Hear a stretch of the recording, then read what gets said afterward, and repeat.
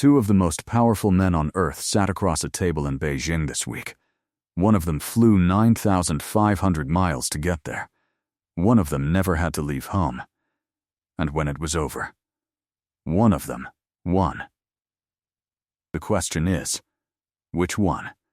The headlines will tell you the Trump-Xi summit produced no major breakthroughs, that both sides claimed progress, that trade is stable, that relations are on track.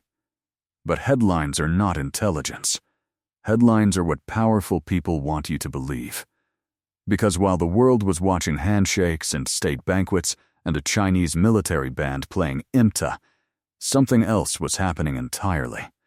A transfer of leverage, a silence on Taiwan, and a question that the President of the United States refused to answer on camera.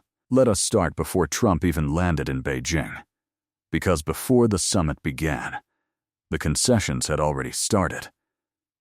According to Time magazine, Trump approved the sale of Nvidia's most advanced AI chips to China, and simultaneously suspended a $13 billion arms package to Taiwan. $13 billion of weapons withheld. Before a single word was spoken at the Great Hall of the People, Elon Musk was on the plane, Tim Cook was on the plane, Jensen Huang of Nvidia was on the plane. You do not send your most powerful CEOs as gifts unless you are already negotiating from a position of need. What does America need right now? It needs the Strait of Hormuz open. 20% of the world's oil and gas passes through that single waterway. It is effectively closed. Oil is trading above $100 a barrel. The U.S. military launched an operation to force the strait open by escort. That operation lasted less than 48 hours before being quietly abandoned. China buys 90% of Iranian oil. China is Tehran's economic lifeline. Without Beijing pressing Tehran, Iran has no reason to come to the table. So Trump flew 9,500 miles, not as a victor, as a supplicant. And what did Xi give in return? He said. And these are the exact words reported to Fox News. Quote, "I would love to be of help. If I can be of any help whatsoever." End quote. That is not a commitment. That is a courtesy extended to a guest. The Chinese government's own official readout of the entire two-day summit did not mention Iran even once. Not one word.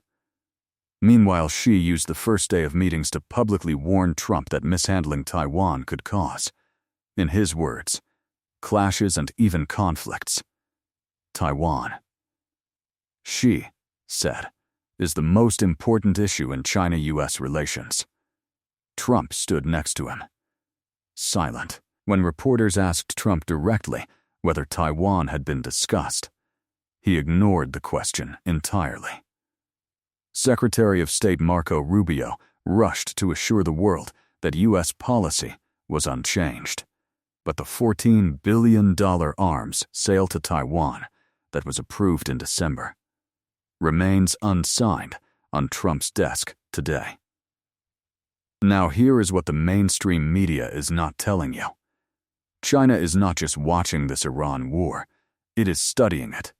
Because the closure of the Strait of Hormuz, which cut China's Gulf oil imports by 25% in a single month, is a rehearsal for what could happen to China in a future Taiwan conflict. The United States could blockade the Strait of Malacca. China still imports half its total oil through that single waterway.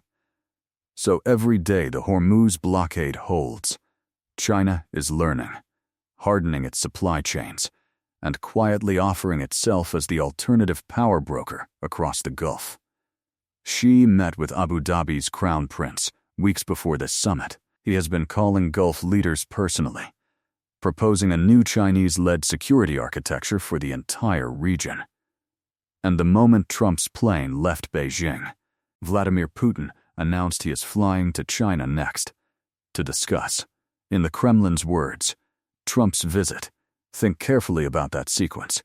Trump flies to Beijing, gets a state dinner, a private garden walk at Zhongnanhai, 200 Boeing jets, half of what he asked for, leaves with no agreement on Iran, no agreement on Taiwan, no agreement on trade beyond what was already negotiated 6 months ago. Then, Putin arrives, and the real conversation begins. Here is the assessment. This summit was not a failure. It was not a success. It was a transaction. And in every transaction, one side gets the better deal. Xi got Trump to withhold weapons from Taiwan before the first handshake, got him to sell China the most advanced AI chips on the planet, got him to fly across the world and sit quietly while being lectured about the consequences of protecting a democratic island of 23 million people. And Trump got 200 planes, a friendly photo, and a promise that Xi would love to be of help. Xi did not need Trump to leave with nothing. He needed Trump to leave grateful. Because a grateful Trump is easier to manage for the next 3 years than a hostile one. That is not diplomacy. That is strategy. And one side at that table has been playing it for decades. The summit is over. The cameras are gone. The roses are in the vase. But the game, the real game, is just beginning. And that is the harsh truth.